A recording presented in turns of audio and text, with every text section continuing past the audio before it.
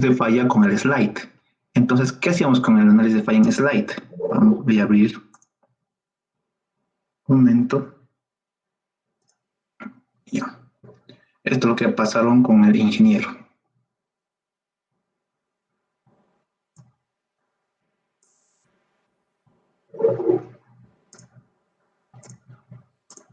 Ok. Ya. ¿Qué hacíamos con el slide? Permítanme una mejor imagen. Este es el capítulo de excavaciones superficiales, específicamente habla más que todo de taludes en rocas. Bien. El slide nos permitía hacer un análisis de la estabilidad del talud, pero mucho más precisa con métodos computacionales utilizando criterios de falla. Nuestros criterios de falla que determinábamos, ¿no? para el slide, ¿no? Era una falla tipo circular, en la cual nosotros colocamos el criterio de falla tanto para suelos como para rocas, ¿no? Que va a depender si va a ser fracturada, si va a ser arena, si va a ser roca. Utilizamos Moore Coulomb y utilizamos Hook and Round, dependiendo. Y habíamos visto que hacíamos varias dovelas. Aparte de esa complejidad, teníamos diferentes materiales, ¿no? Es decir, este es un método computacional, lo que utiliza el slide, que sí ayuda bastante, porque con el tema de que existan varios estratos, diferentes estratos, cambia ya el tipo de análisis y es un análisis muy, muy complicado para realizarlo a mano. Por lo tanto, se realiza el slide. Pero aparte, ahora vamos a ver un poco más en un método analítico y un método también gráfico para determinar la estabilidad de taludes. En este caso, solo vamos a realizar el análisis de falla, pero para un tipo plano. No para un tipo plano, una falla plana. Hay también cómo se realiza para falla en cuña, no, pero en este caso vamos a enfocar lo que es la falla plana. Y sabemos cómo determinar la falla plana, ya que ahí habíamos llevado la parte de estereografía y con la estereografía podemos determinar si un talud va a tener falla plana o va a tener falla cuña, ¿no? Con la estereografía podemos determinar el tipo de falla del talud. En este caso nos vamos a enfocar a la falla plana y para la falla plana tiene diversas ecuaciones que se presentan a continuación. También estas partes de los diapositivas que el ingeniero utiliza para explicar esta parte de excavaciones superficiales. Y aquí nos indica el modo de falla plana. No tenemos tantos valores determinísticos, el método semiprobabilístico, estadísticas son las ecuaciones que se deberían utilizar. Es decir, se va a determinar un factor de seguridad exclusivamente para la falla plana. Por lo tanto, vamos a utilizar un método, ¿no? Este método que ya también he hablado en la parte del slide, del factor de seguridad comprendido entre los esfuerzos resistentes sobre los esfuerzos actuantes. Y aquí vamos a ver de dónde sale esto. Esa va a ser la ecuación que vayamos a utilizar. ¿Ok? Eso es parte, esto es un general, es un caso bastante general que utiliza el doctor, y eso también suele entrar al examen. El examen que vamos a resolver para explicar esto es el segundo parcial del semestre 2 2019. De aquí indica: en un macizo rocoso con RM igual a 45 se excavaron un talud de 8 metros con inclinación de 1 horizontal, 2 vertical. Y la información que se investiga en campo y laboratorio son los siguientes: dan la cohesión, ¿no? Que tiene también una cohesión promedio y una desviación estándar. Esto ahorita vamos a explicarlo para qué se utiliza. Después tenemos también como información el ángulo de fricción interna. También tenemos como otra información el peso unitario.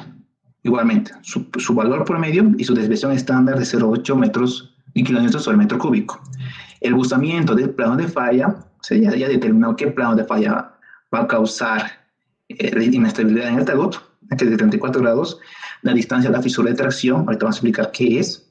Desde el coronamiento es de 4,8 y el buzamiento de la ladera de 15 grados. Esta es la ladera por encima de la cresta del talud. Y vamos a explicar. Aquí especifica claramente que se debe dibujar este talud. Vamos a dibujar tal cual nos muestra la figura. Esta va a ser la figura que vayamos a tomar de ejemplo para el talud, que debe estar en corte transversal a escala. Entonces, para el examen que va a venir, puede haber este problema, este ejercicio, tiene que estar dibujado a escala, tiene que colocar una escala y dibujarlo. O sea, vamos a dibujar esta figura que vemos acá. Entonces, ¿qué es que se pide? Calcular el coeficiente de seguridad global en invierno. Calcular el coeficiente de seguridad global en verano para una saturación total. Y determinar el coeficiente de seguridad global grafostáticamente para los dos casos. Entonces, vamos a analizar. Va a haber dos tipos de análisis. Va a haber un análisis analítico, que vamos a ver con esas ecuaciones. Este es un análisis analítico. Y va a haber un análisis gráfico, por eso se llama grafostáticamente, el grafostato. Ok, entonces esto vamos a copiarlo en el OneNote para resolverlo.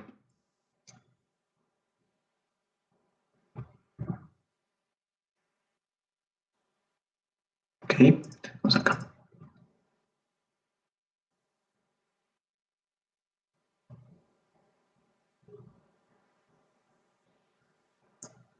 Creo que esta mañana va a estar bien.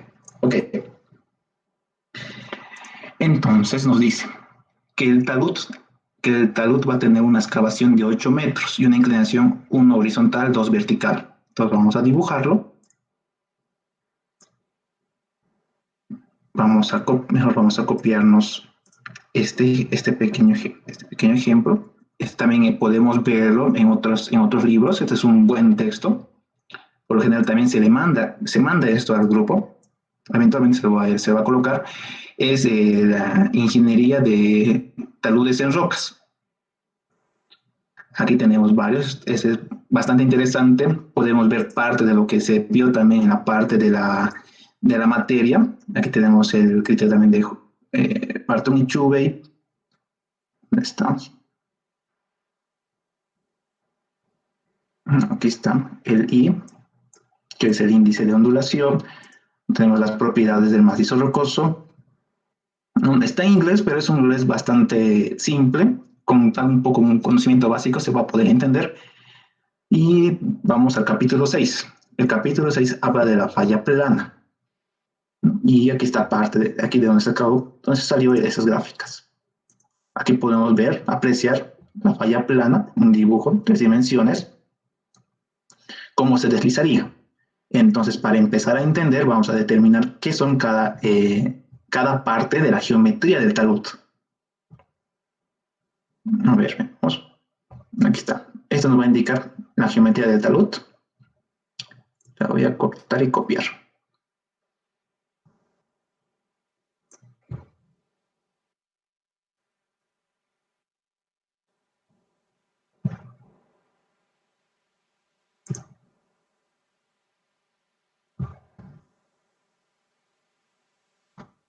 Esto nos va a ayudar. Entonces, cuando nos referimos a la altura del talud, vamos a referirnos de donde empieza el talud, donde estoy dibujando, hasta la cresta. Este cambio de sentido, esto puede ser plano, puede ser así con inclinación, se denomina cresta. Esta es la cresta.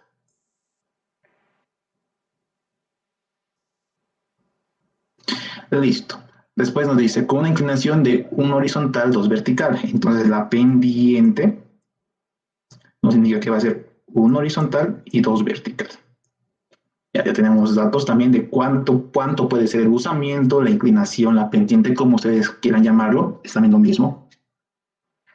Después nos indica la ecuación, nos indica el ángulo de fricción, peso unitario. Después, ahorita hablamos prácticamente de la parte geométrica. Aquí está. Acá. La distancia de la fisura de tracción desde el coronamiento o cresta, también es coronamiento,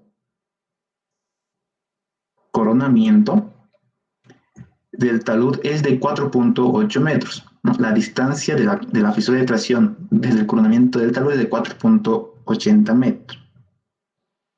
Entonces nos referimos, esta es la fisura de tracción. Se denomina la fisura de tracción. Es decir, esta fisura de tracción puede verse de diferentes maneras. Es decir, si vamos a campo, podemos ir a apreciar, puede haber una fisura así abierta del macizo rocoso. En todo caso, si no hay una fisura así como tal, puede presentarse de alguna manera como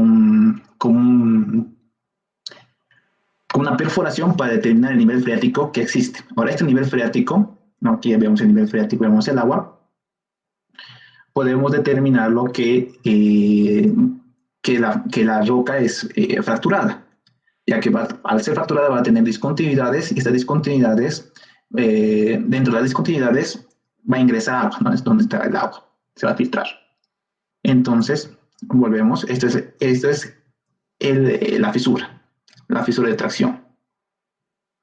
Va desde la ladera, desde la parte superior, hasta el plano. Ahorita vamos a determinar qué es esto. Esta es la fisura de tracción, por lo tanto nos indica que va a ser 4.8 metros. Entonces aquí está determinado como B. B va a ser 4.8 metros y la altura es de 8 metros. ¿Ok? Entonces lo que nosotros vamos a determinar va a ser la geometría. Entonces lo que vayamos a determinar va a ser, voy a determinar con color verde, va a ser Z. Lo que es Z es la altura de la fisura de tracción, va a ser Z, y va a ser L. Esto va a ser L.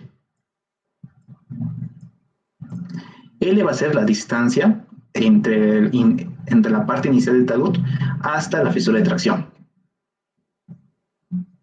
Aparte, me está olvidando esto que está colocando como morado.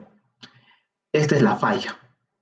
Esta va a ser la falla, la discontinuidad, por la cual se va a producir falla plana, ¿no? Es decir, este talud, como tal, como bloque, vamos a analizarlo como si fuera un bloque, se va a deslizar en este sentido, ¿no? Como lo vemos acá, en este PDF.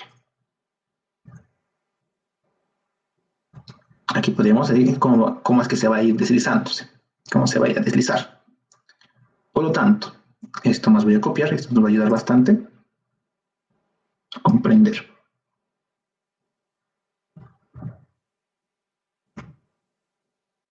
Entonces, al haber una fisura plana, una discontinuidad plana, y haber una fisura de tracción, entonces vamos a analizarlo como si fuera un bloque. Pero no necesariamente siempre va a tener una fisura de tracción. También puede presentarse de la siguiente manera. Debe estar acá. Aquí está. Aquí, por ejemplo, no existe la fisura de tracción. No hay la fisura de tracción. Directamente la falla llega hasta la parte superior. Entonces, esto como bloque también se va a deslizar, se puede deslizar. A ver, además, me faltaban algunas partes, pero aquí lo vamos a explicar. Aparte, ¿qué más nos dice? También teníamos datos de la inclinación o el buzamiento de la falla. El buzamiento de la falla, que va a ser aquí está, que por lo general se le coloca como si, este es la letra griega si, o P, creo que es P, si, si, su P. Esto nos indica la inclinación o el buzamiento de la falla o discontinuidad. ¿Y cuánto nos dice? Nos dice acá la distancia de la fisura, está el buzamiento de la ladera es de 15, no es esto. Aquí está, el buzamiento del plano de falla es de 34 grados, entonces nos indica aquí ya que es 34 grados. Aparte, esto se denomina, lo que está por encima del coronamiento de la cresta, se denomina ladera, ¿no? Esta es ladera. Esta ladera puede ser plana o puede ser también inclinada y también nos indica, aquí dice el buzamiento de la ladera es de 15 grados, entonces esto, 15 grados. Y aquí está claramente cómo se denomina como, se lo simboliza como el símbolo sigma, digo, S, sí, S. Ok, entonces ya tenemos casi todo, aquí vamos a explicarlo. Aquí está, este es el ángulo, este es la ladera, ángulo de la ladera, te habíamos dicho que es de 15 grados. Ok, después aquí Esta es la falla. Vamos a dibujar nomás. Esta va a ser la falla. Aquí está. Y lo denominan sigma P. Ya nos menciona que es de 34 grados. Después, otro dato importante que debemos también resaltarlo es la inclinación. La inclinación del talud. Y aquí está. La inclinación del talud va a ser sigma F. O también buzamiento del talud. Y sabemos que solo nos da la pendiente 1, 2. Entonces, eso es lo que vamos a calcular ahora mismo. Entonces, para esto utilizamos lo que es la tangente, ¿no? Sabemos que es 1 horizontal, 2 vertical, entonces calculamos. Va a ser el arco tangente de 2, cateto opuesto sobre 1, cateto adyacente. Entonces, este ángulo con respecto a la horizontal va a ser igual a 63.43 grados. Ok, tenemos aquí todos los datos de la parte geométrica, ¿no? La que nos indica el problema. Ahora, los métodos, ¿cómo determinamos si va a ser falla plana o no? ¿Cómo nos aseguramos? Entonces, ya habíamos visto, vamos a anotarlo acá, los métodos de falla. Métodos para determinar, para hallar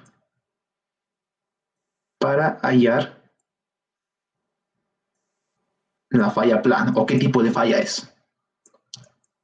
Fallas. Entonces, existen dos métodos. El primer método que ya habíamos visto, lo vamos a denominar aquí como 1, es la estereografía. La estereografía.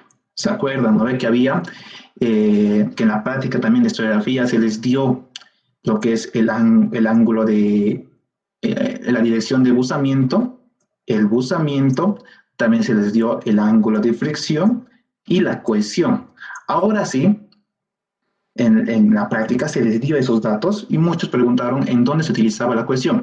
Entonces, como parte de la estereografía, así como tal, no se utiliza la cohesión, pero para este análisis de falla que vamos a determinar el factor de seguridad, entonces, para el factor de seguridad sí se utiliza. Ahora te vamos a explicar por qué. Entonces, uno de los métodos, por lo cual en un estudio, en un análisis de datos que se les proporciona, deberían estar estos 4 datos, sí o sí, en la dirección de buzamiento, el ángulo de fricción y la cohesión. Por lo tanto, sí, en la práctica se les dio esta cohesión. Entonces, y el segundo método es por parte de un tipo analítico. Es un analítico. Y aquí vamos a determinarlo muy fácilmente. Aquí está. Inclusive, aquí en esta figurita que acabo de cortar, ¿no?, de un PDF, nos indica que la falla del talud, ¿no?, que hemos determinado CP, la falla del talud tiene que ser menor a la falla, la falla el ángulo de falla, perdón, me está equivocando, es el ángulo de falla, tiene que ser menor al ángulo del talud y esto tiene que ser mayor al ángulo de fricción. Entonces, para determinar esto, necesitamos saber el ángulo del talud, ya sabemos, ya hemos calculado, el ángulo de la falla, también ya nos da de datos, y nos faltaría el ángulo de fricción. Ahora, ¿qué nos dice el ángulo de fricción? Nos indica que el ángulo de fricción interna es de 30 grados. Entonces, voy a colocar acá, el ángulo de fricción es de 30 grados. Pero esto es un valor promedio. ¿Cuándo va a decir un valor promedio? Cuando se les da una desviación estándar. Aquí dice una desviación estándar de 2 grados. Entonces, la desviación estándar, por lo general, según estadística, determinamos, lo colocamos como sigma, y aquí colocamos la variable. La desviación estándar es de 2 grados. Entonces, ¿cómo determinaríamos este caso? Entonces, para hablar de este tema, debemos retroceder un poquito a lo que se avanzó en la clase de métodos de análisis con el doctor, en la cual se vieron que existen tres métodos de análisis. El primer método de análisis que se vio con el doctor, que les indicó el lector, el que es uno de los más conocidos, es el análisis determinístico.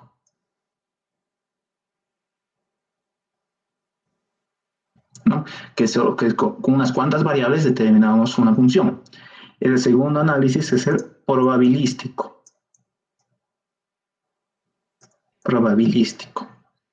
Y el tercer análisis es el semi-probabilístico. Que voy a colocar así, para resumir así. Ok, entonces la parte del análisis determinístico, hablamos solo de variables, así es decir, sacamos un ensayo, determinamos un ensayo, y con ese ensayo realizamos un diseño técnico. Es decir, es algo muy simple que puede tener varias consecuencias. Es decir, ¿qué nos indica? ¿Qué nos asegura que ese solo ensayo sea el que va a gobernar todo el talud? ¿No? Entonces, no, como la roca, los materiales, la geotecnia, tiene como materiales muy heterogéneos, pues puede cambiar las propiedades de un lugar a otro. Entonces, esto puede tener muchas consecuencias. El otro sería el probabilístico, es decir, realizar varios ensayos, muchos varios ensayos, y con esto de hacerlo, varios diseños.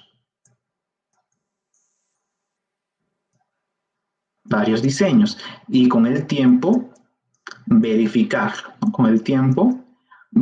si estos diseños con estos ensayos si dan resultado o no. Entonces, esta parte de la parte probabilística lo determina, perdón, me estoy confundiendo. Esta es la parte probabilística. Entonces, una verificación de muchos datos con respecto al tiempo.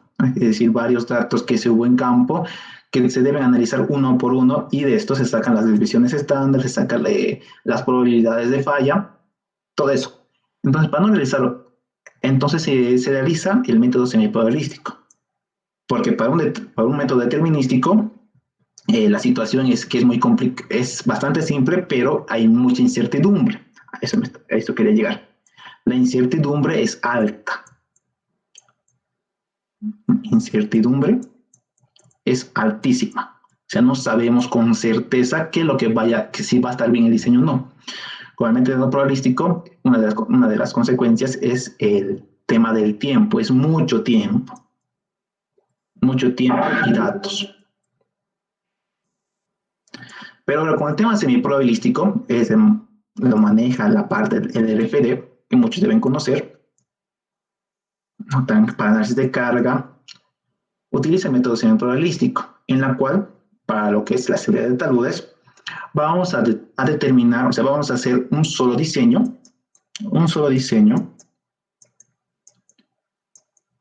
con parámetros sacados de la probabilística, con la probabilística.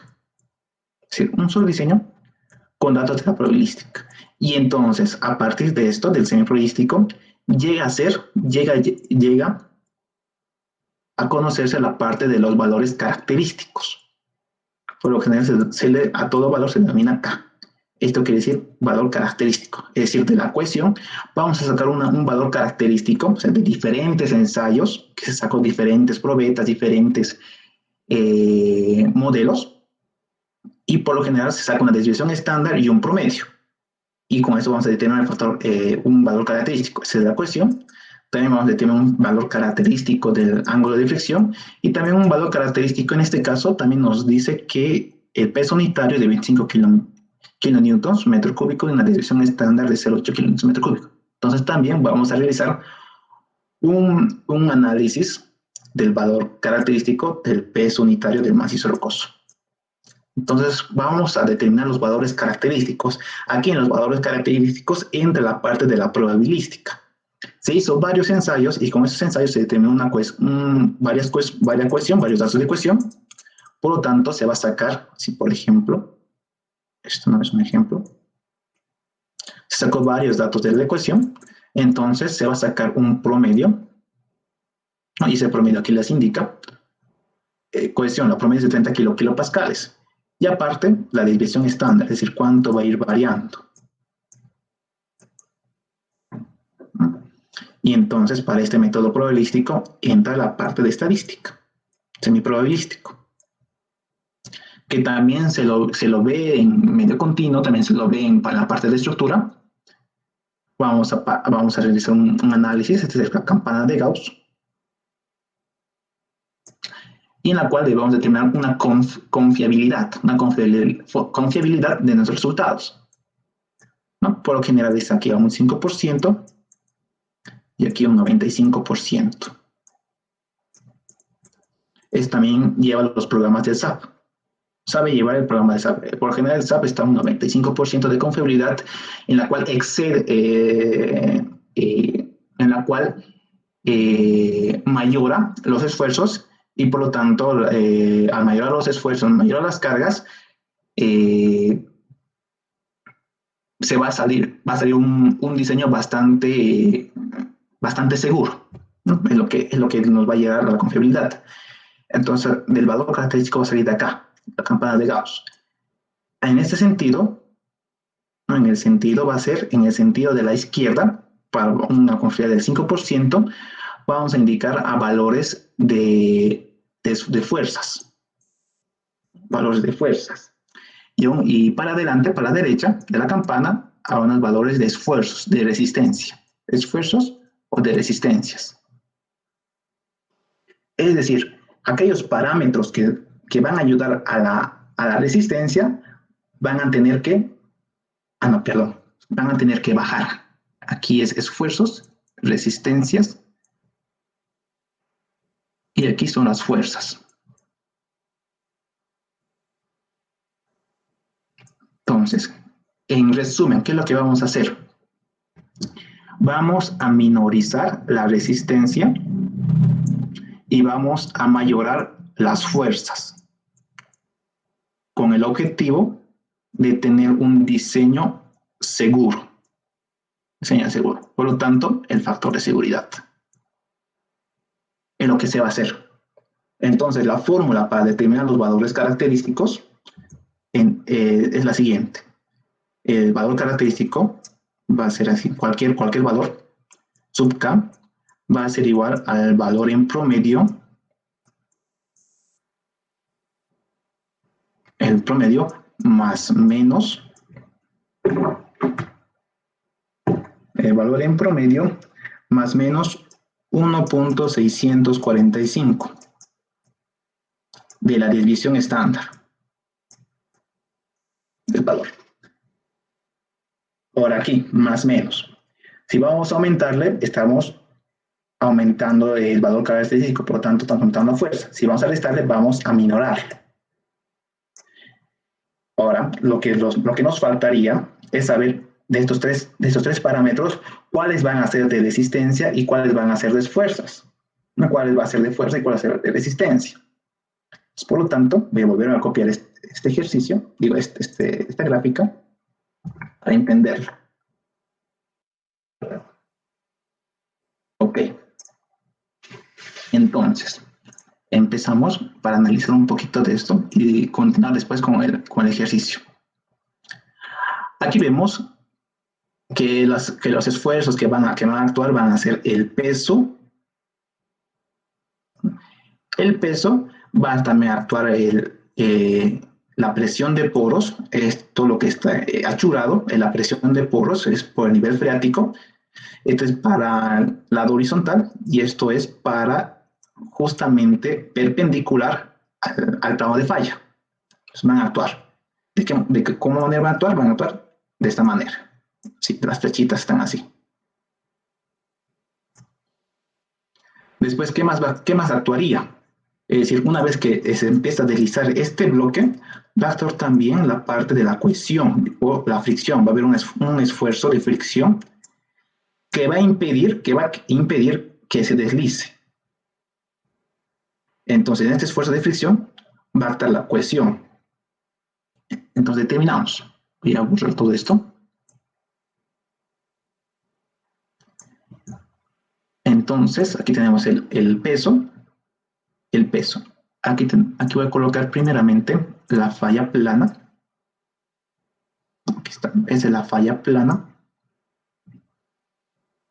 El análisis se va a hacer sobre la falla plana. Por lo tanto, nuestro eje de referencia va a girar. Vamos a girarlo. Aquí va a ser Y. Y aquí, X. ¿Qué? ¿Hacia dónde se va a ir el movimiento? El movimiento va a irse, por lo tanto, al eje X. Entonces, las fuerzas que van a actuar hacia el movimiento van a ser la fuerza B, que es la presión de poros, y la fuerza U. ¿Por qué la fuerza U? Porque va a querer levantar al bloque, al talud. Por lo tanto, al levantarle e ir hacia el lado del deslizamiento, del movimiento, entonces esto es la presión de poros, tanto en la fisura de tracción como en la falla, van a ser de fuerzas, es decir, van a ser fuerzas actuantes, ¿no? Que está aquí con color verde. O las fuerzas resistentes, ¿cuáles son las que van a resistir? ¿No? Las que van a resistir al movimiento van a ser la fuerza de fricción, ¿no? La fuerza de fricción, y también va a resistir el peso. Pero el peso va a tener dos componentes. Aquí si vamos a girarlo, tenemos que sacar una componente en Y con respecto al plano de falla, que va a estar acá. Es decir, va a estabilizar. El peso va a estabilizar aquí. Entonces, este es un peso Y. Pero la componente en X, aquí el peso en X, va a querer deslizarlo, ¿no? Va a deslizarlo. Entonces, todo lo que está con verde van a ser las fuerzas que van a actuar sobre el talud. Y todo lo que está con azul van a ser las fuerzas que van a resistir el deslizamiento.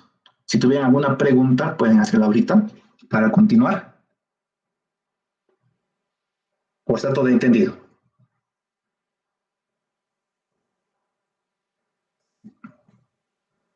Que este es del agua, tanto en B como en U.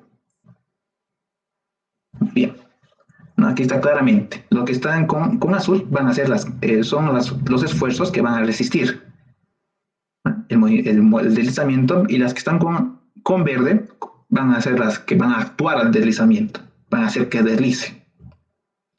Por lo tanto, para las fuerzas actuantes se da más prioridad a las fuerzas actuantes que se mayoren. Entonces, en la presión de poros no va a influir ninguno de estos tres. En el peso sí va a influir, ¿no? En el peso. Porque ¿qué es el peso? El peso es igual a la densidad, el peso es igual al área, perdón, es igual al volumen del macizo rocoso por el peso específico del macizo rocoso. Ese es el peso. Por lo tanto, como va a ser una fuerza actuante, pero al mismo tiempo va a ser resistente, damos más prioridad a que fuera la fuerza actuante. Entonces, el peso tiene que mayorarse, porque va a actuar al deslizamiento. Por lo tanto, para el peso, para el valor característico del peso específico, se coloca peso, gamma sub K, va a ser igual a gamma promedio. En este caso, como vamos a mayorarlo, vamos a colocar el signo más 1.645 por la desviación estándar del peso específico. Aquí, entonces se mayora. Para el siguiente, ahora, la fuerza de fricción. La fuerza de fricción va a estar relacionada por el área, el área de este va a ser el área estás? Aquí está. Este es el área de deslizamiento, ¿no? El deslizamiento, y esa es la fuerza de fricción.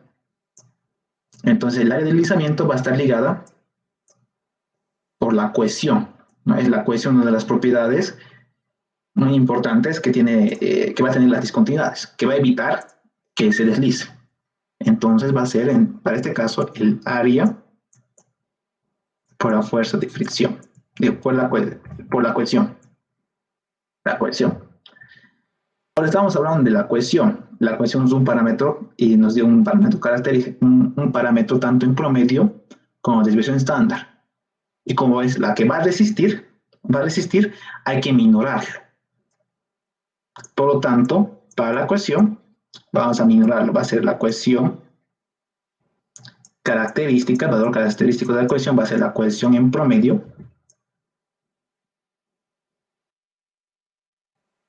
Como vamos a minorarlo, utilizamos el signo negativo, menos 1.645 de la desviación estándar de la cohesión. Ok. Después, el otro valor característico que tenemos determinar es el ángulo de fricción. El ángulo de fricción, como vemos acá, este es el ángulo de fricción, ¿no? Es como colocar una línea imaginaria. No es algo que vaya a afectar así a la geometría como tal, sino es imaginaria esta línea. Imaginaria. ¿No? Que sí también va a depender, que va a ayudar a la parte del peso. ¿No? Ya vamos a ver por qué. ¿No? Esto va a ayudar a que debido a la fricción, este deslizamiento, este bloque, este talud no va a deslizarse, va a evitar que se deslice. Por lo tanto, debido al peso también acá, que el peso hemos dicho que tiene tanto fuerza actuante como fuerza resistente, va a estar en función del ángulo de fricción. Por lo tanto, el ángulo de fricción, al ser un esfuerzo, una fuerza resistente, parámetro de resistencia, también hay que minorarlo. Por lo tanto, el valor característico del ángulo de fricción va a ser igual al ángulo de fricción en promedio. En promedio, como vamos a minorarlo, vamos a utilizar el signo negativo, menos 1.645 de la desviación estándar del ángulo de fricción. Ok, entonces calculamos este primero que, como nos hemos saltado de la parte del método para hallar el tipo de falla, entonces vamos a calcular primeramente. Para este caso, sabemos que el ángulo de fricción promedio, aquí nos dice, el ángulo de fricción interna es de 30 grados y la desviación estándar es de 2 grados. Entonces reemplazamos el ángulo promedio, 30 menos 1.645. Aquí la desviación estándar es de 2 grados. Igual, esto sale a 26.71 grados. Ok, entonces ya que estamos acá, vamos a calcular, estos son todos los valores característicos. Valores característicos.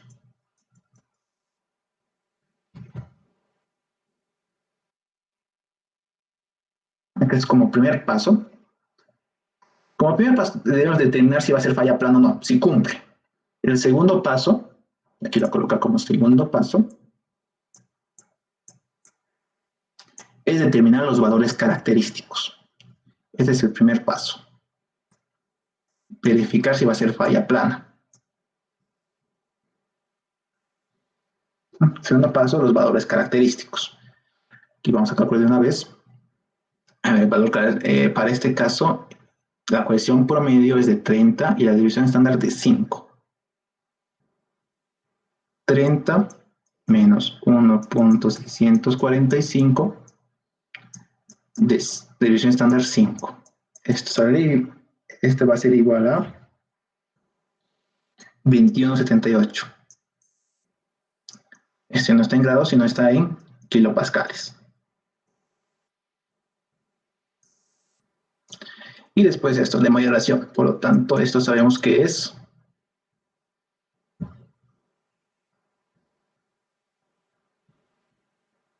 un momentito, por favor. Me está olvidando. A ver, para el peso específico es de 25 y la división estándar de 0,8. Entonces colocamos acá 25 más 1.645 de 0,8 de división estándar. Y esto sale igual a 26.32 kilonewtons metro cúbico. Ahora, ¿qué es lo que hemos hecho? ¿Qué es lo que el valor característico? El valor característico es los valores del método semiprobabilístico que nos va a ayudar a determinar un diseño aceptando la parte de la incertidumbre que puede haber según datos probabilísticos. A eso se refiere. Esa división estándar es parte de los probabilísticos, ¿no? Ya hemos indicado por qué la división estándar, el valor promedio, y por qué algunos deben mayorarse y otros minorarse. Hasta aquí, si tuvieran alguna pregunta.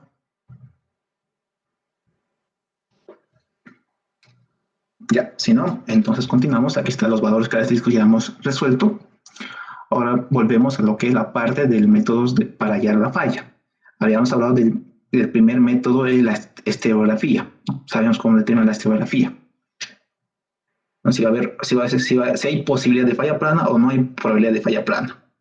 El segundo método es el analítico, donde debe cumplirse esto. Aquí está. Entonces sabemos que el ángulo de fricción característico, por lo tanto, va a ser 26,71 grados.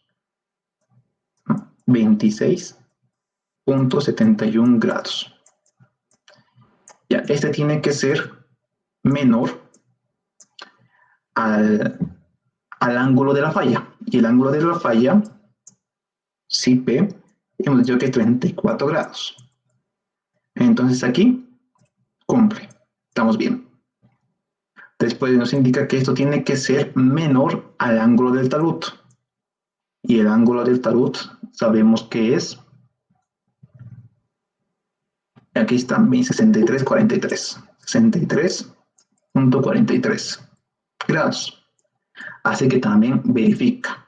Entonces, como esa condición sí verifica, puede haber posibilidad de falla plana.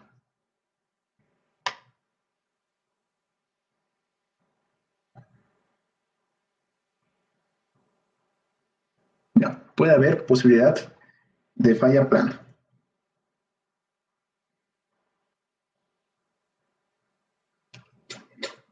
Aparte hay otra ecuación. A ver, permítanme revisar.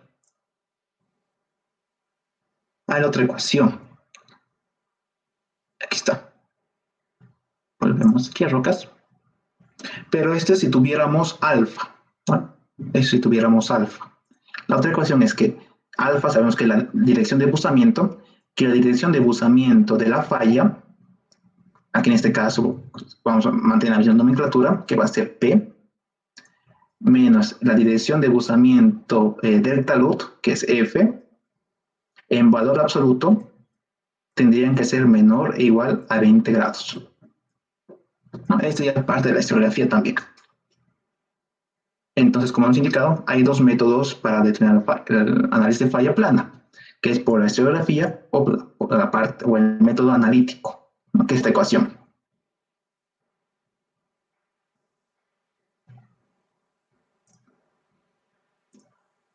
Ok. Entonces, viendo esta parte inicial de los valores característicos y aparte de asegurar que estamos en la falla plana, vamos como tercer procedimiento, la geometría del talud. La geometría. Y aquí, como ya se le indicó, tiene que ser bastante preciso, tiene que estar incluso a escala.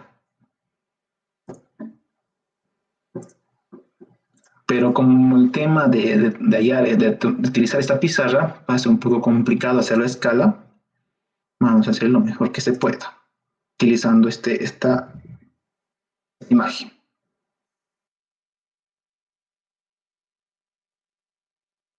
Ok, habíamos determinado que del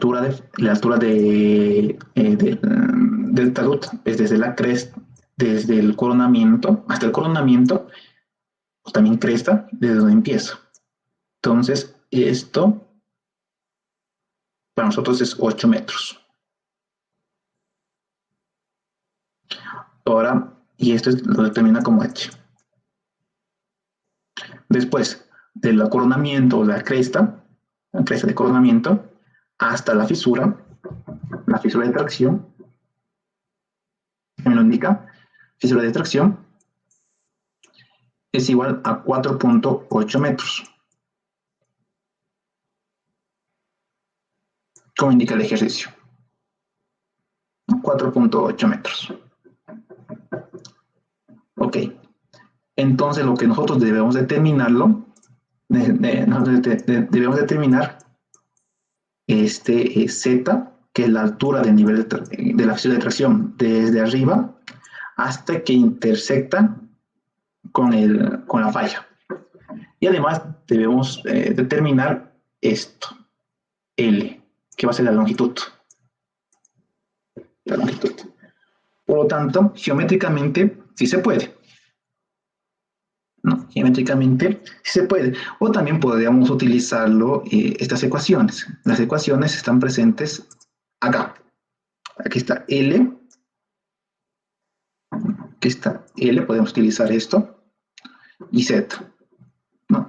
Que están en función de h, están en función del ángulo de la ladera, están en función del ángulo del talud y también del ángulo de falla, que todas esas tenemos. Esto sería muy cómodo, pero por el momento vamos a hacer un análisis un poco, vamos a hacer los dos análisis y vamos a compararlo si nos sale o no. Entonces vamos acá. Esto lo voy a borrar por el momento.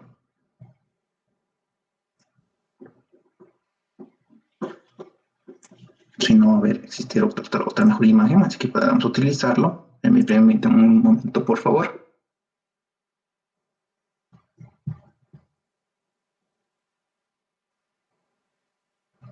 Este estaría bien.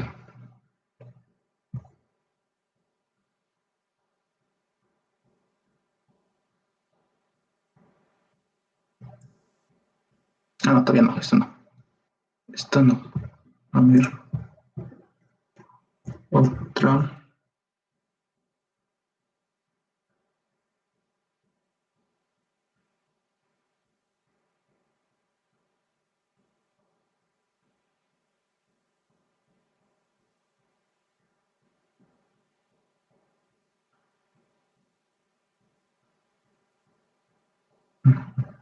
Vamos a utilizar esta. Vamos a borrar algunas cositas.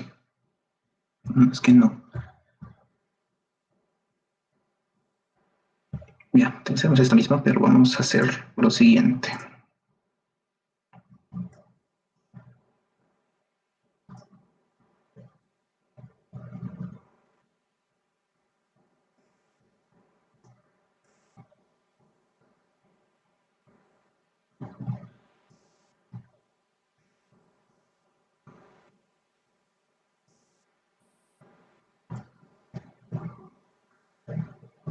Es olvidar.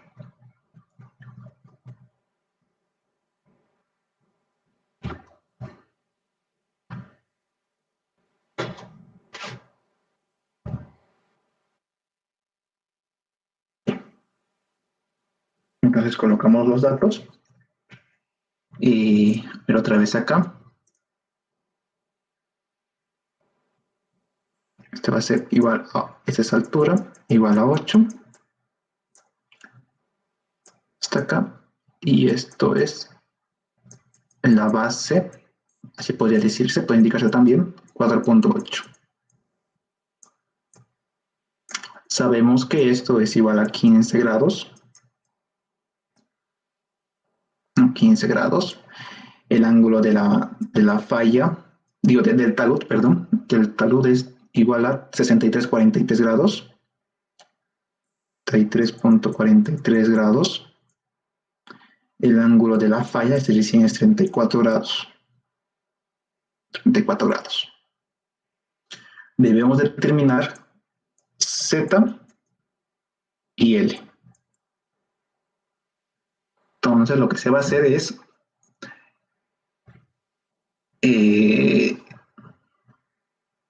sacar tanto X como Y.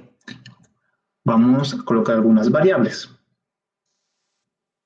Vamos a colocar algunas variables, entre esas van a estar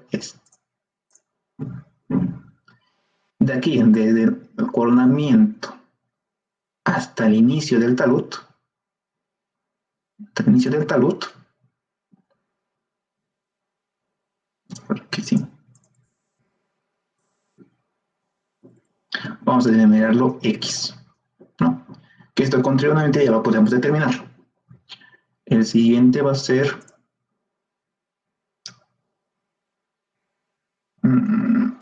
aquí. La ladera, este pequeñito, hasta el coronamiento.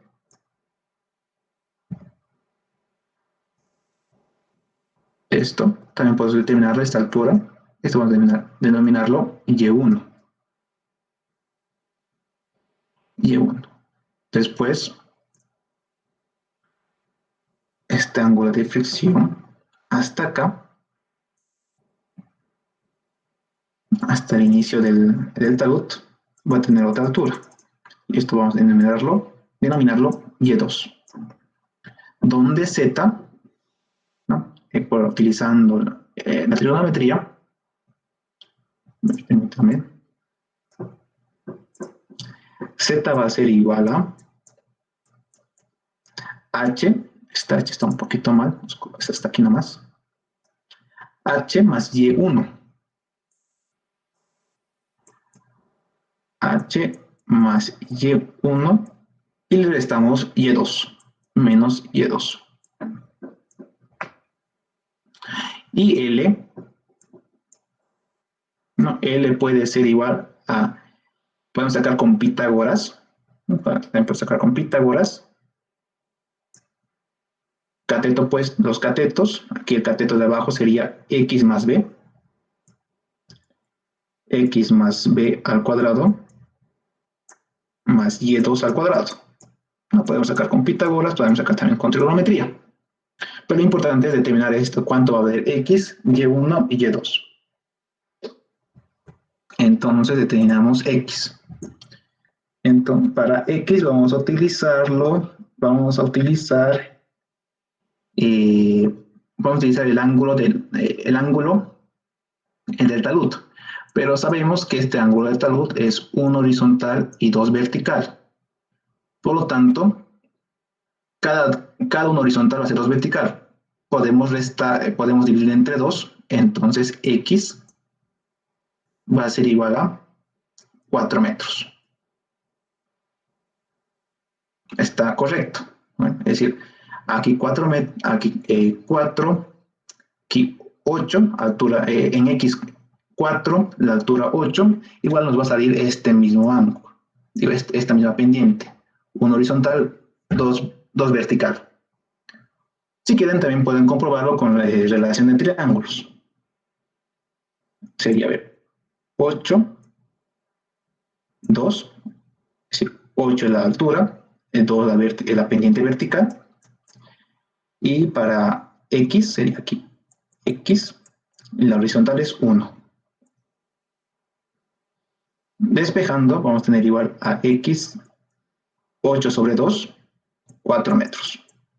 Bastante sencillo. Ahora, si quieren sacarlo, la tangente, también pueden hacerlo. Sabemos que es 4. Así. A primera entrada, sencillo. Después Y1. Y1 va a estar afectada por el ángulo de la ladera. Por lo tanto, va a ser igual.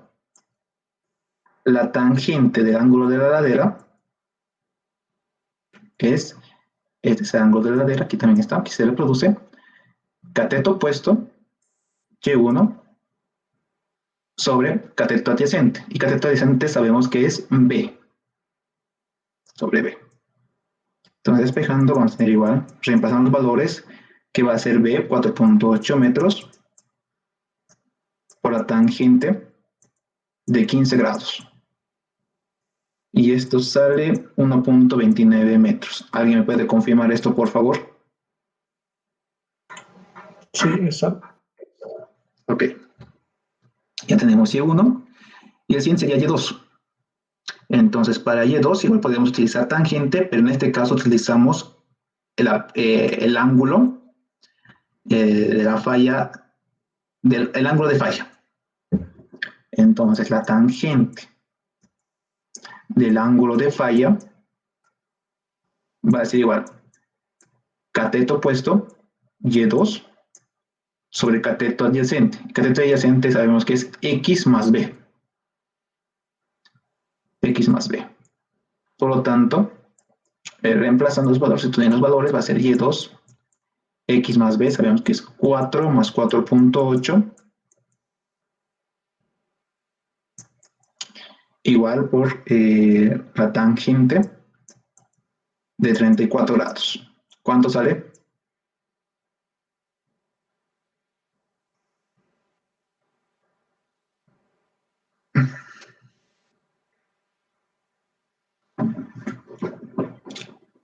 ¿Cuánto sale Y2? 5.94. Perfecto, está bien. 5.94 metros. Ok, ya tenemos X, ya tenemos Y1, Y2. Entonces, solo es reemplazarlo en la fórmula, pero con un poco más grueso. Z, por lo tanto, va a ser igual. ¿Sí? En la ecuación que escribió, pone Y2 sobre X menos B, ¿no es X más B? Ah, perdón, sí, perdón. Que, al hacerlo así en este blog de notas, no se olvida, no es tan sencillo. Pues ahí, muchas gracias. Por lo tanto, Z va a ser igual a 8, la altura que es 8 metros, y Y1 es 1.29,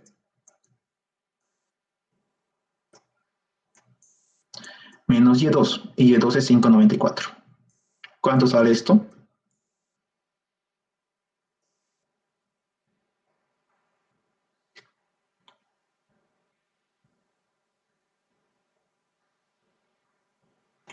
$3.35.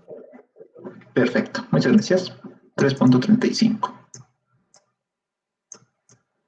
Ok, después L. L pues son cartón por Pitágoras, ¿no? Como ya hemos mencionado hace rato. Va a ser x4 más b 4.8 elevado al cuadrado más y2 es 5.94 elevado al cuadrado. ¿Cuánto sale?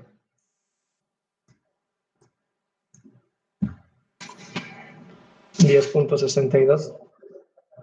Bien, 10.62. Ahora, esto de la parte de la geometría, o sea, realizando este análisis trigonométrico, es bastante sencillo.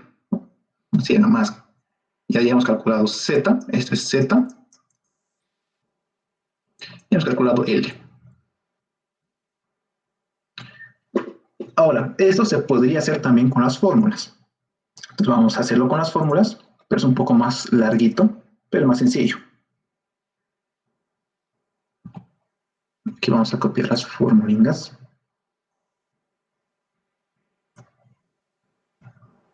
Estos, L y Z.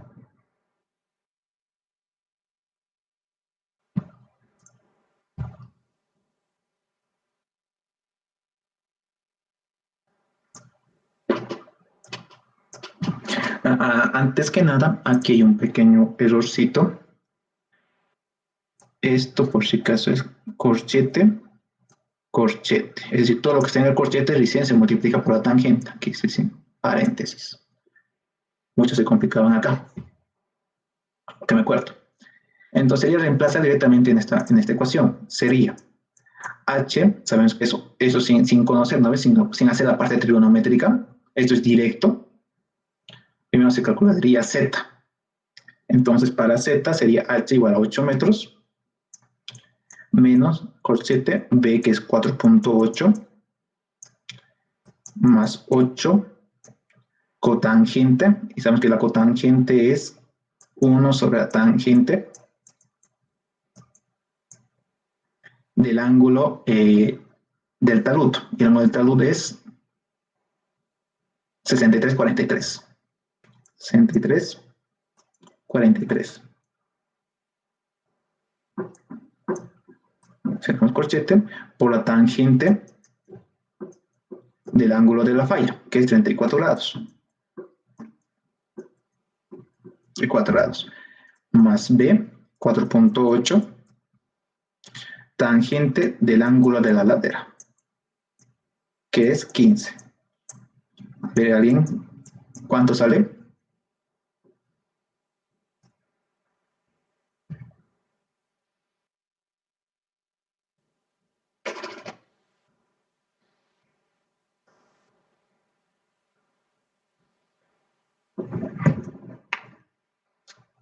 Esto es 63.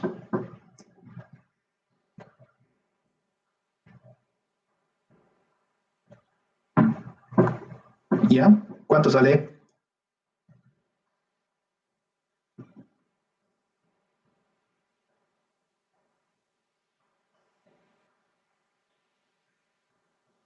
$3,35 me salió. ¿Está bien? Sí. Perfecto, muchas gracias. 3,35.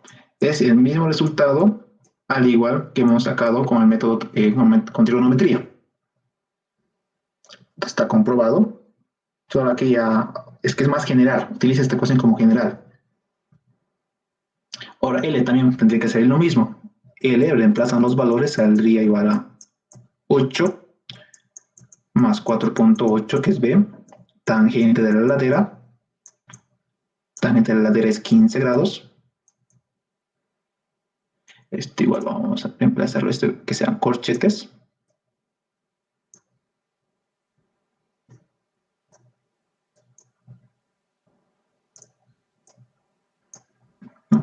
Menos Z. Z ya hemos calculado, 3.35. Y la cosecante. Sabemos que cosecante es igual a 1 sobre seno del ángulo de la falla. En este caso va a ser 34 grados. ¿Cuánto sale?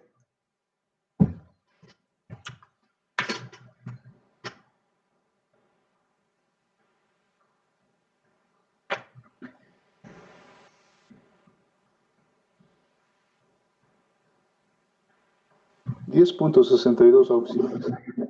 Perfecto. Muchas gracias. 10,62. Y es igual que el que hemos hecho con trigonometría. Ok, hasta aquí, ¿tuvieron alguna duda? Donde uno se puede complicar podría ser en los ángulos. ¿No? Aquí es ángulo de la ladera, ángulo de talud y ángulo de la falla. Tanto complejo. Pero después es sencillo. Ya, si no hay más, entonces continuamos. Ya con esto, lo único que faltaría es graficar. Si agarramos nuestra gráfica, esto lo hacen a escala porque su examen van a hacerlo a mano y les apuesto que va a salir todo. O sea, grafican tal cual y les va a salir exactamente en la escala que les dé. Tienen que graficar, tienen esto, saben que este es H.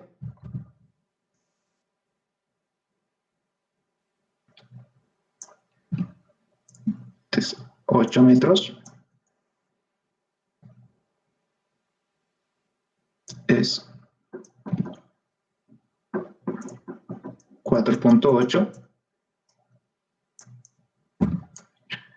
Después lo que hemos calculado, esto es 3.35.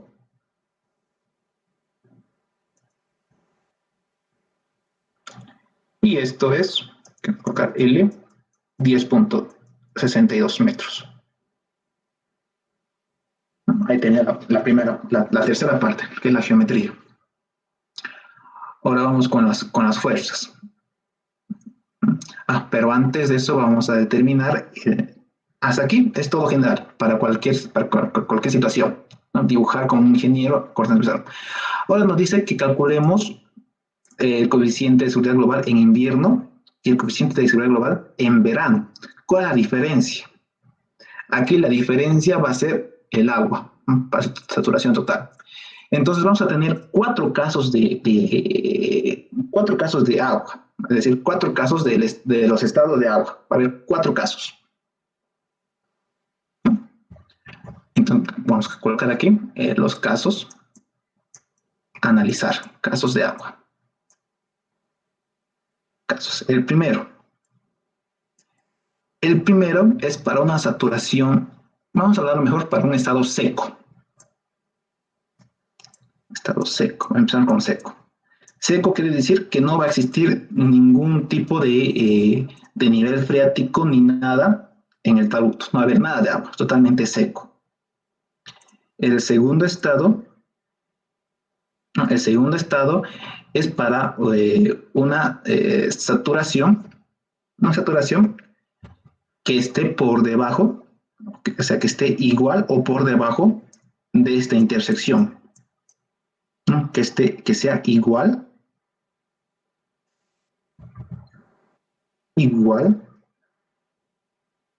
o por debajo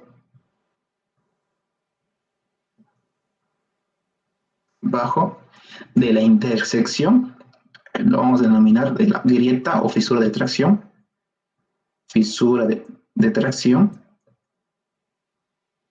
y para una intersección creo que se coloca este símbolo, ¿no ven?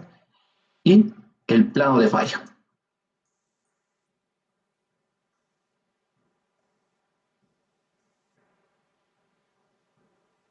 O sea, para un estado seco no va a haber nivel freático, por lo tanto no va a haber presión hidrostática. Pero para un estado donde esté igual o debajo de la fisura entre la fisura de tracción y el plano de falla, va a haber un nivel freático y va a ser pequeño, así. ¿Qué va a ser nivel freático? Por eso estamos feísimo. Hasta acá. Este nivel freático. Por lo tanto, para este caso, la presión de poros cambia. Sería de esta manera triangular. Así. Es donde lo vemos mejor. Vamos a ver en el texto de acá.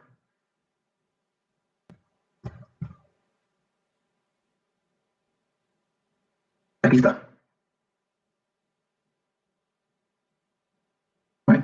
Aquí está la presión de poros. Y para esta presión de poros no está en esta parte de la excavación cómo se calcula. Porque para esto tenemos que calcularlo. Tenemos que calcular esta U, que va a ser el esfuerzo, en la fuerza o la presión de poros. En este texto nos indica que esta presión de poros se calcula con esta ecuación. Aquí está. Esta va a ser la ecuación para calcular esa presión de poros. Esta presión de poros, como había mencionado, va a coincidir, este nivel freático puede coincidir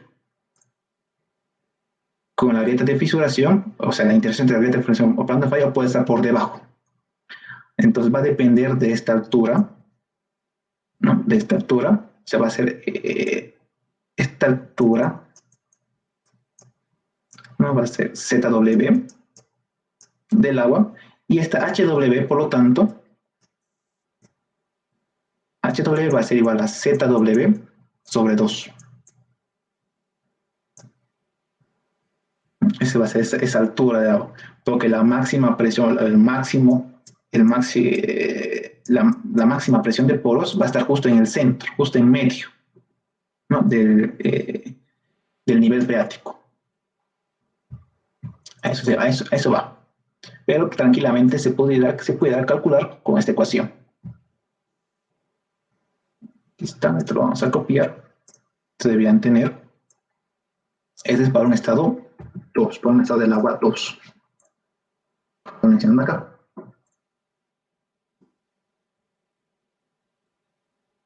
Por lo tanto, lo que vemos acá está B, ¿no ve? B de la presión de poros igual lateral. no va a existir, no va a haber. Entonces dejamos así, lo mantenemos así. Solo va a ser U. Y para esto, ahorita vamos a colocarlo, que HW es igual a ZW sobre 2. Entonces, esto les recomiendo que se copien con esto y entérese para qué es. Aquí lo vamos a copiar también, este estado, esta imagen.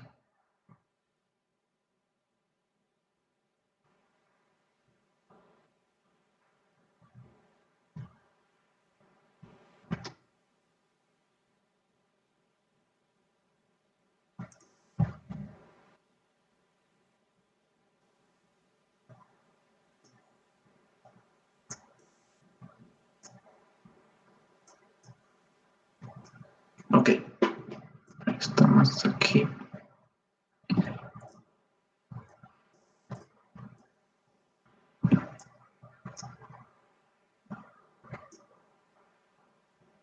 Ok, después, el tercer caso. El tercer caso vamos a colocar una saturación parcial.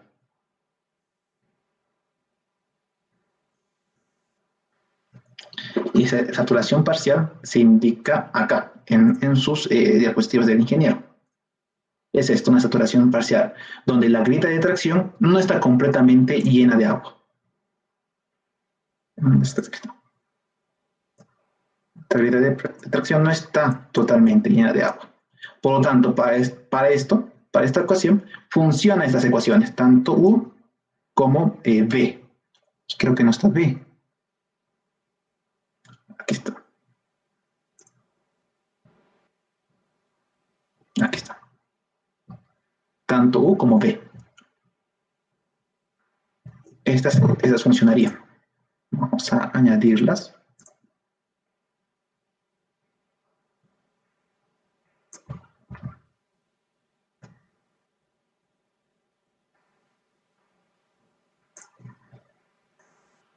Esto para una saturación parcial.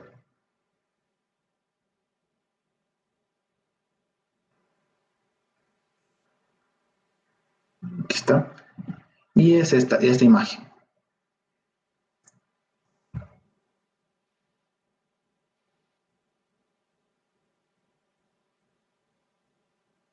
El cuarto caso es para una saturación total. Saturación total. Es decir, completamente saturado. Y cuando estamos hablando de completamente saturado, quiere decir que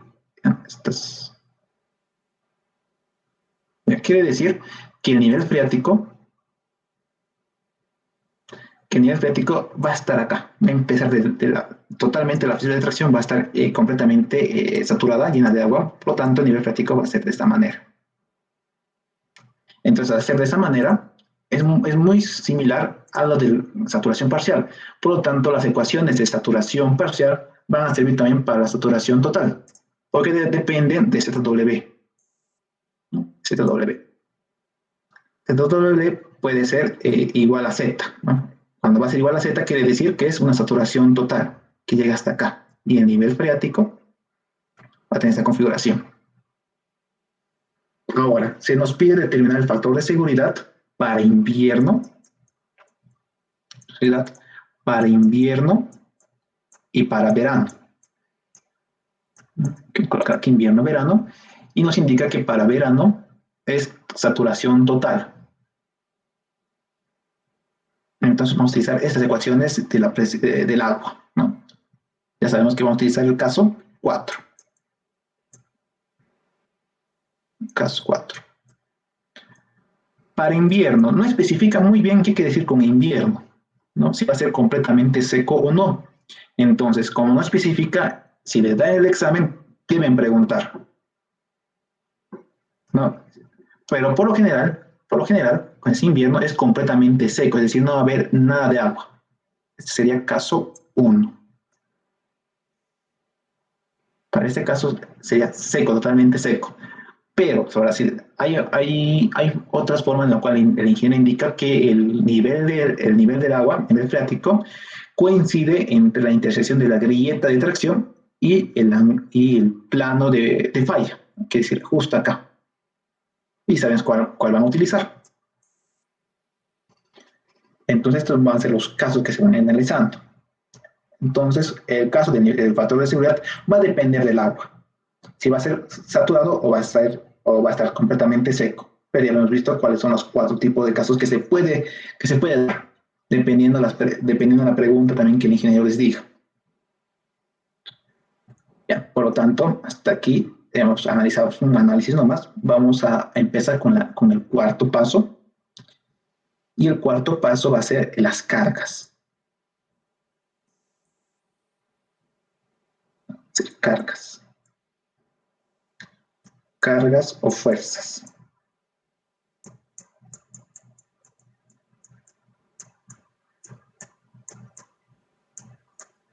Ya, el primero va a ser el peso propio del talud. Entonces vamos a ir, esta es buena imagen nomás, vamos a copiarlo. Aquí, el peso propio. O determinamos el peso propio. Debemos determinar esto. Entonces el peso propio, antes de nada, consultarles, como ya va a ser hora, sería terminar el ejercicio o lo dejamos ahí, antes que nada.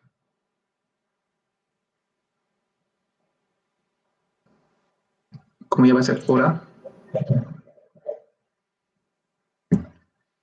¿qué dicen? Digan en los comentarios, en el chat. ¿Quieren que continuemos o lo paramos ahí? Continúe nomás, Auxi.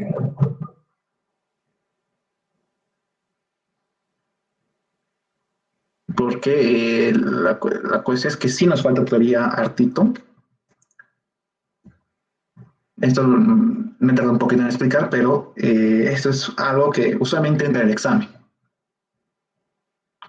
Usualmente el examen, ahorita vamos a sacar el factor de seguridad, vamos a dar un poquito en determinar, vamos a tardar como 1 hora más. A ver, manifiestense en el chat, por favor. Pero sí va a haber el formulario de asistencia.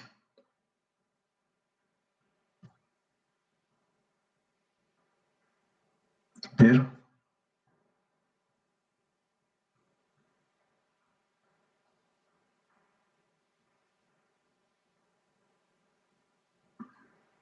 Esto lo dejamos ahí nomás.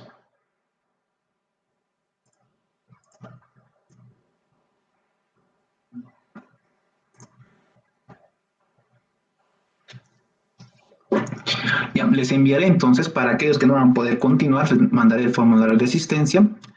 Van a tener unos 5 minutitos hasta las 3:45 para llenarlo. Y 3:45 volvemos y continuamos con el ejercicio.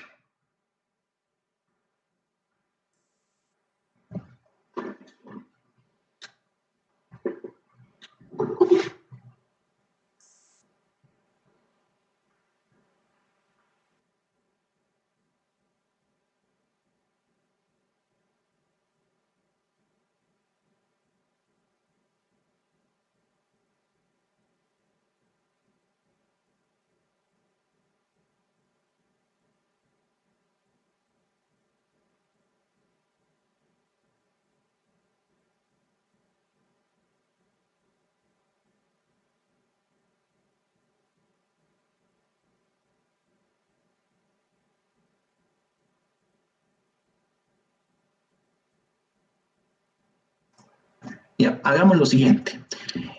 Como algunos dicen que tienen clases, se les entiende, se les comprende, vamos a terminar este ejercicio, pero los que tienen clases pueden salirse, no hay ningún problema una vez llenado el formulario.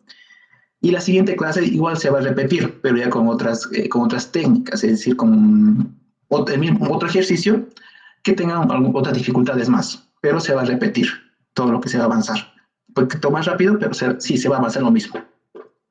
¿Ok? ¿Están de acuerdo? Por favor, confirmen en el chat.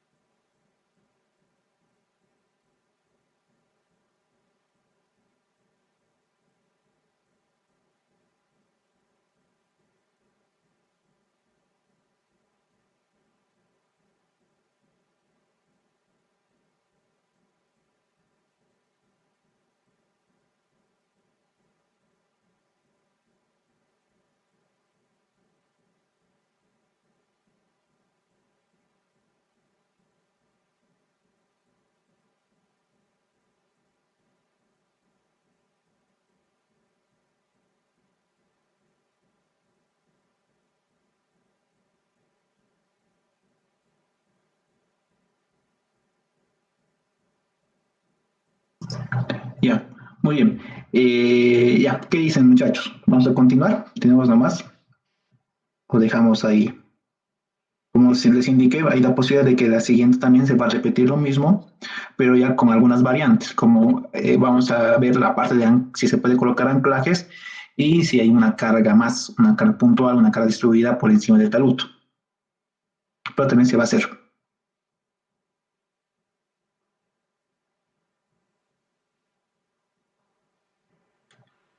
Ya.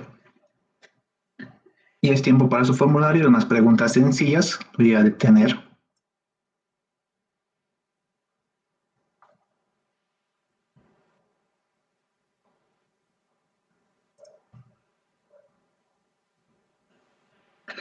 Ok, entonces, para que van a estar presentes, por favor, confírmeme más personas, si está bien que continuemos.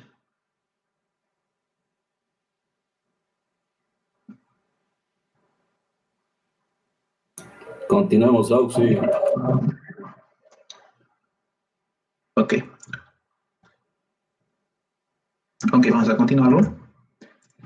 Entonces, vamos a ver lo que es las cargas o fuerzas. Bueno, en este caso vamos a determinar, ya sabemos que va a haber fuerzas aquí arriba, que va a influir el peso propio, va a influir también la cohesión, o sea, la fricción que va a tener el suelo, la roca, va a influir también la presión de poros.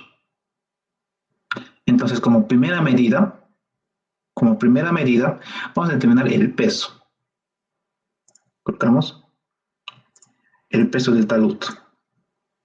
Ya hemos recalcado que nuestro eje de falla, o sea, nuestro eje en análisis va a ser esto, va a ser el plano de falla. Entonces colocamos nuestros ejes, vamos a colocar aquí nuestros ejes, esto va a ser en Y y esto va a ser en X. Por lo tanto, vamos a descomponer. El peso va a descomponer en dos componentes. Va a ser W en X y va a ser W en Y. Pero para esto necesitamos saber cuánto vale el peso. Entonces, para determinar el peso, sabemos que es el volumen del macizo rocoso por el peso específico del macizo rocoso. Ahora, todo ese análisis del factor de seguridad, el factor de seguridad es para un análisis de ancho unitario. Cuando hablamos de un ancho unitario, cuando el ancho, vamos a especificarlo acá, vamos a ayudar con esto.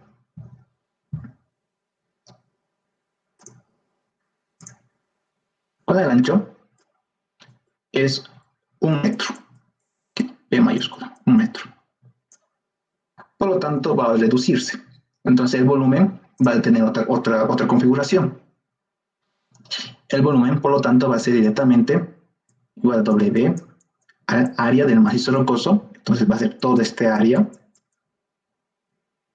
por el ancho. El ancho unitario es igual a 1 metro por el peso específico del macizo rocoso en valor característico, ¿no? Ya hemos calculado el valor característico. Por lo tanto, debemos calcular el área, ¿no? Para el peso del talud. Por lo tanto, a ver, aquí ya tenemos todo esto.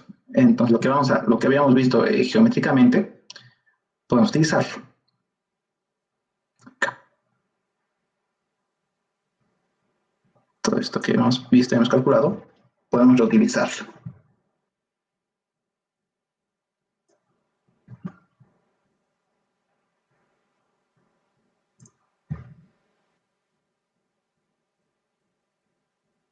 También, hay dos formas de determinar el peso. Aquí también está la ecuación y vamos a hacer de las dos formas igual. Aquí está. ¿Ves? Aquí es una ecuación mucho más larga.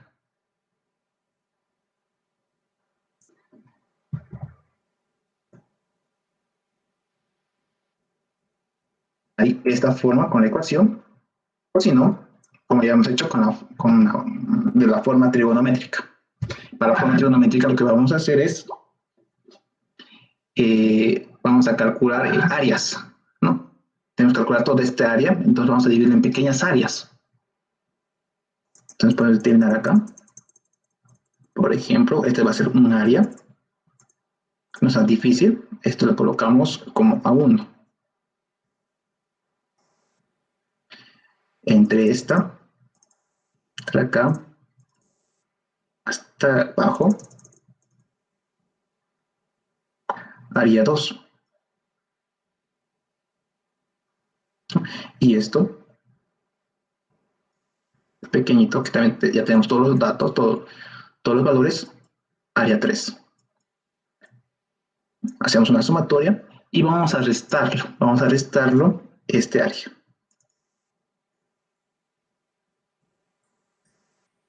Aquí está, este triangulito. Restarlo, esto lo denominamos área 4. Entonces calculamos áreas de cada uno. Como son triangulares, van a ser sencillos. Entonces el área 1 va a ser igual un medio de la base. La base para nosotros es igual a X, igual a 4 metros. Por la altura es 8 metros. Esto sale 2 por 8, 16. 16 metros cuadrados. Área 2. Área 2 va a ser igual, es un rectángulo, va a ser igual a base, igual a B. La base por la altura. La altura es igual a H. Igual 8 metros. 4.8 por 8 metros, ¿cuánto sale?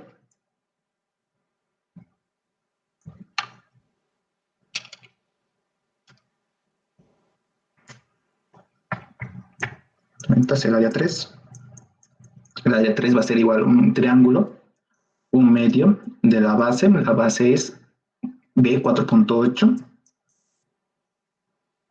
por la altura. Y la altura es Y1. Y Y1 habíamos calculado cuánto era Y1. Aquí está, 1.29.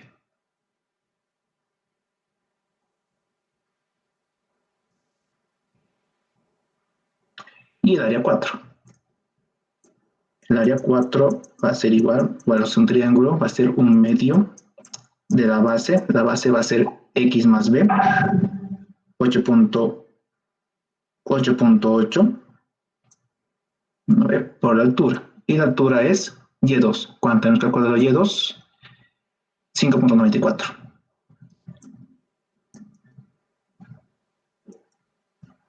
Por favor, si tuvieran los valores, me dictan.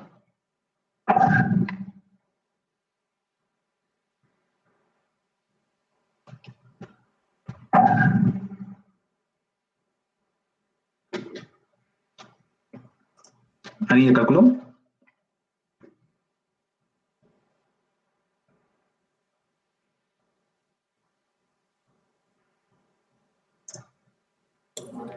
$4.8 por 8 es 38,4. Ya. Siguiente. 3,096. 3,096. 096. Ya. Y el último 26,136. Muy Ya. fuerte. Por lo tanto, parlante. el área total ¿Cuál es tu duda, Paredes? va a ser A1 más A2 más A3 menos A4. ¿Cuánto sale eso? Ya.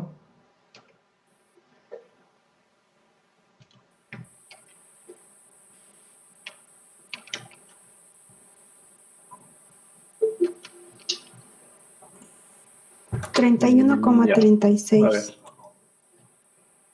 Dame un cachito, voy a compartir pantalla. Y perfecto, muchas gracias. 31.36 metros cuadrados. Entonces reemplazamos en nuestra fórmula. Vamos a tener dos progresivas, ¿no ves? Va a ser igual a W. Voy a tardar un poco en dibujar esta área 31.36, ancho unitario 1 y el peso específico del macizo rocoso. El peso específico del macizo rocoso, utilizamos el valor característico 26.32. Más o menos 26.32. tienes dos ¿Cuánto sale esto? perfiles de esta forma, donde tu sección va a ser un poco más pequeña. Tu sección de la carretera va a ser más o menos así.